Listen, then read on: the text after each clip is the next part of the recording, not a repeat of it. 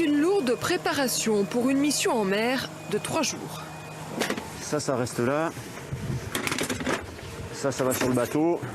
Objectif, explorer les grottes marines dans le périmètre du parc naturel marin du Cap Corse et de la Griate.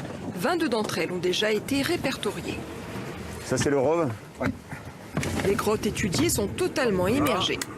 Il y a deux types de grottes, des grottes semi-obscures, donc des grottes où il y a de la lumière qui pénètre, et des grottes obscures où il y a une absence de lumière. Cette mission nécessite une expertise particulière. Les responsables du parc marin du Cap Corse ont fait appel à un bureau d'études spécialisé pour ce travail. Dans un premier temps, ce plongeur professionnel a cherché des informations auprès des clubs de plongée locaux avant de partir. Aujourd'hui, ce qu'on va faire, c'est vérifier si ces localisations sont exactes et on va aller envoyer un ROV pour voir à l'endroit où le point théorique est supposé être, si on trouve l'entrée de la grotte. Direction la Giraille, l'extrême nord de la Corse. Dans ce secteur, l'équipe scientifique cherche une grotte marine à faible profondeur. Théoriquement, elle se situe à proximité de l'îlot. Mais les conditions de recherche sont défavorables, la houle complique les manœuvres. Finalement, après une demi-heure de recherche avec masque et tuba, le mystère de la grotte de la Giraille s'éclaircit. Les relevés scientifiques vont pouvoir débuter. J'ai trouvé le canyon. Ouais. J'ai trouvé effectivement les roches comme ça. Là. Ouais. Pour explorer la grotte, l'équipe décide d'envoyer un ROV, un petit sous-marin téléguidé. Ce robot permet de faire des images et de relever les points GPS. ROV à l'eau. Parfait, tu peux lâcher. Mais après plusieurs tentatives, le sous-marin est rapatrié sur le bateau. L'entrée de la grotte est trop étroite pour lui. Quelle profondeur tu as là? 5 mètres. Combien? 5 mètres. Ce sont les plongeurs avec bouteilles qui prennent le relais.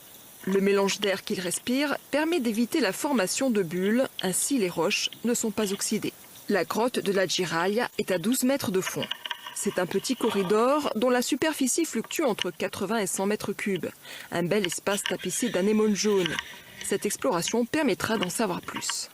C'est important pour savoir un petit peu la vitalité de l'écosystème, c'est-à-dire que grâce à la présence de certaines espèces, on va pouvoir déterminer un indice écologique. Dans cet écosystème-là, il y a des espèces qui vont être présentes ou non, et au final, la présence de certaines espèces indicatrices va nous donner une note globale qui va nous permettre de qualifier l'état écologique global de la grotte. Il y a un indice aussi qui va être étudié par les scientifiques, c'est l'indice de nécrose, notamment les nécroses des gorgones. En fonction du type de nécrose, on peut avoir une indication justement sur la vitalité de ces espèces-là et on peut éventuellement faire le lien avec le changement climatique. Le Cap Corse est doté de grottes partiellement émergées comme celle-ci. Elles feront l'objet d'une étude spécifique. Pour l'instant, les chercheurs mettent le cap sur Ponta Vecchia, mais là aussi les recherches s'avèrent difficiles. C'est comme les champignons parce que les coins sont très bien gardés. Et les positions qu'on nous a données ne sont pas aussi fiables qu'on pourrait l'espérer. Mais la persévérance paye. Au total, 8 nouveaux sites sortent de l'ombre. Ces recherches sont importantes pour connaître les effets des canicules. Plein nord, là ? Partout dans le monde, les plongeurs professionnels remarquent une dégradation du milieu marin. Des espèces assez communes ne sont plus visibles à 35 mètres de fond, mais plutôt à 80 mètres. Les paysages sous-marins sont en train de changer. La communauté internationale tire la sonnette d'alarme. Les scientifiques, depuis des années, nous disent qu'il faut qu'on change nos comportements et que finalement, on s'aperçoit que les comportements ne changent pas énormément et qu'il faudrait qu'il y ait des changements majeurs à la fois de notre système de fonctionner, de sociétal, quoi. Donc voilà, ouais, c'est un peu attristant. Cette mission permet au parc marin du Cap Corse et de la Griate de mieux appréhender les pressions qui pèsent sur ce patrimoine naturel.